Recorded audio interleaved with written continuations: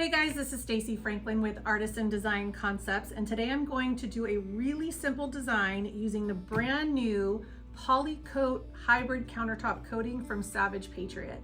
This is a non-yellowing system, so you don't have to worry about the ambering that you typically get with epoxy.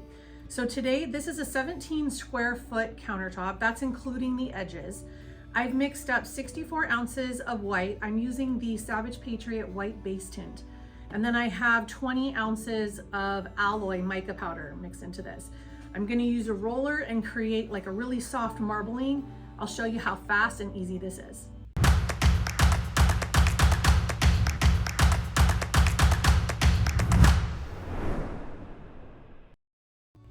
All right, so we're just gonna pour out the white.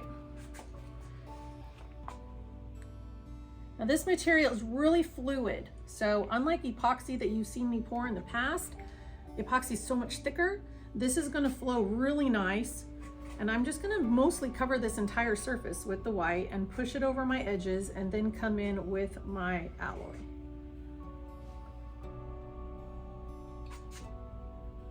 This should cover, I think, the majority of the surface. And I'm gonna pour the alloy right over it and then blend it in, okay?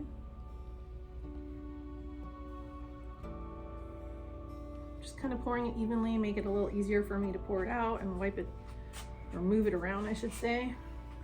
Okay, I have the white laid out, and normally on my videos, you would see me torch at this stage.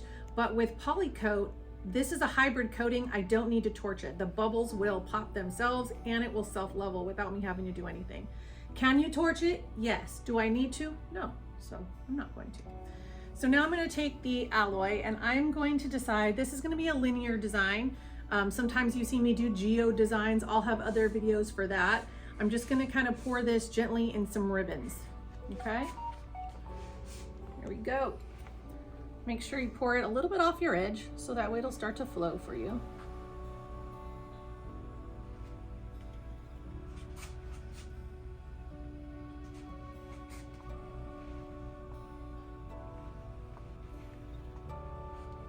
I have plenty of material. I'll do the same thing on this side.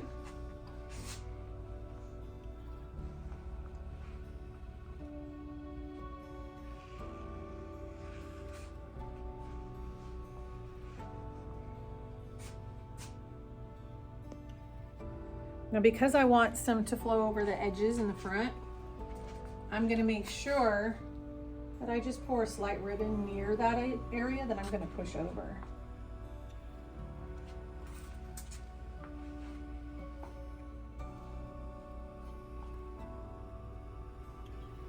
I'll do that on the other side.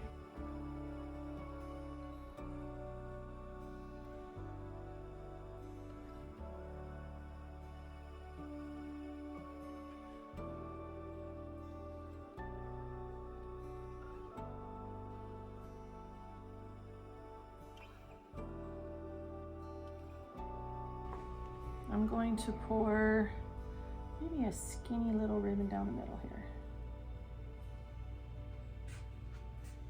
I'm gonna keep a little bit in my bucket just in case.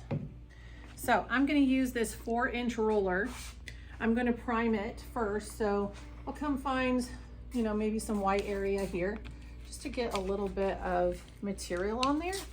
So I'm not removing it when I start pushing it. I don't want it to catch and grab.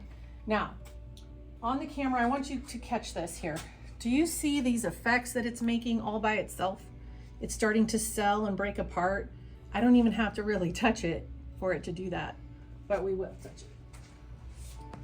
There's a couple ways you can do your roller. You can roll it like this and make it spin, or you can do it at an angle. So I'm gonna push it at an angle as I go.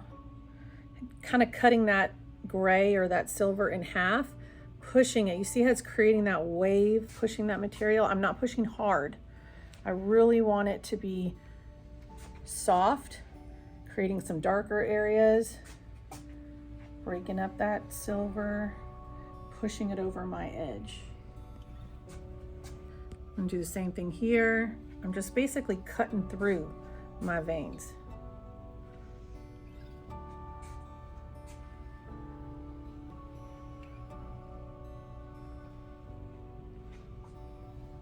I'll push some of that white into the silver.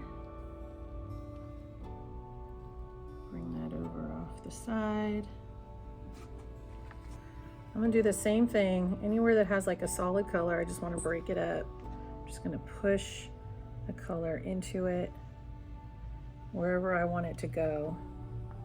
If I see it needs a little something, something, I'm gonna push that gray in there.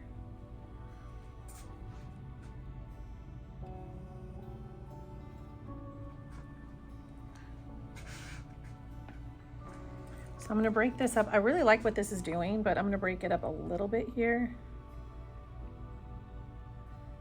because I don't want like a harsh line there. Just want it to gently flow.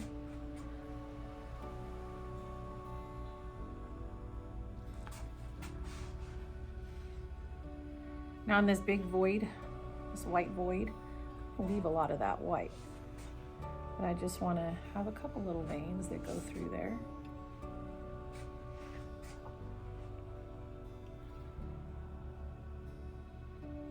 So I'm using like the tip of the roller here, just for some gentle lines.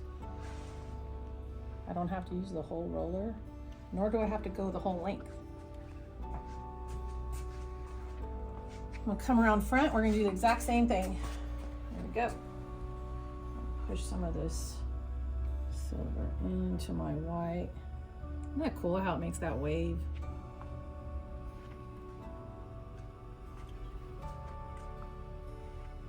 Ooh, I love that.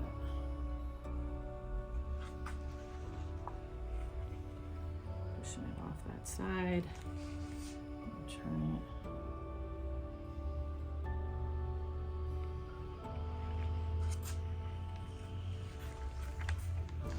Cool thing about this material is that because it sets up faster, I don't have to be here for 4 or 5 hours waiting for it to finish dripping. I can wipe my drips in about an hour and a half or so. Kind of like that one. I like this. Let's break this vein up just a little bit. I'm gonna push some of this white into it.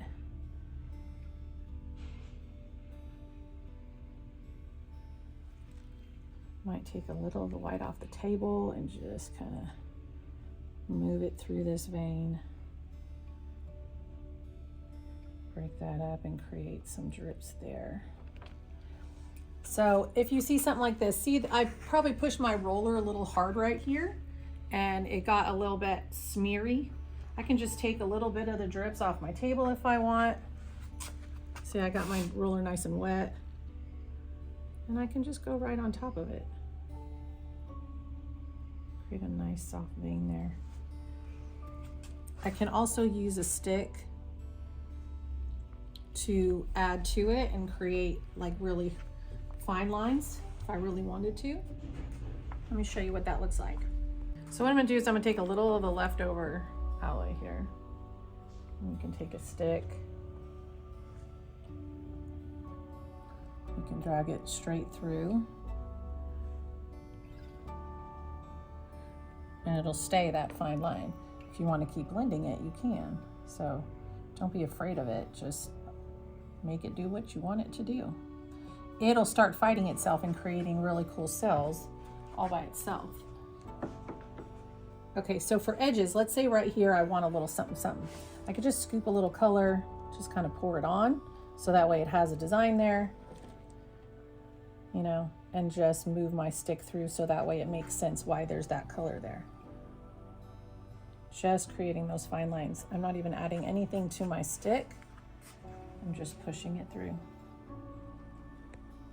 This looks a little bare. I like the white space, but I'm also just gonna add like a little maybe baby vein here that goes right into this one and it stops.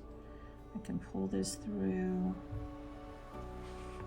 and just add a little. I don't like all white edges, so this just gives it a nice variation there, breaks it up. But you can see that this design, though it is thin, you can see that the edge is holding the pattern.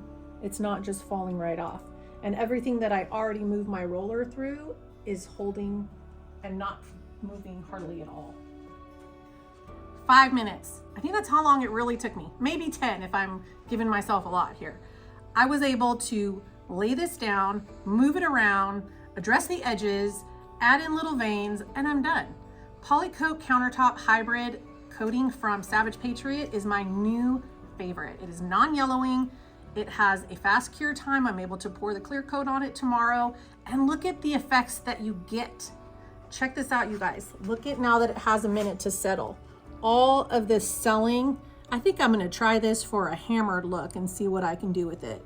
But this would create a really nice soft marble. You don't have to go this dark or that much. If you just want a tiny, tiny vein, just pour really skinny silver veins and barely move it through. This is just showing you that it sells. It creates a nice, soft, realistic marble. And I think this is one of my favorite pieces. So let me know in the comments what you think. If you think you could reproduce it, what kind of colors you want to see me do next.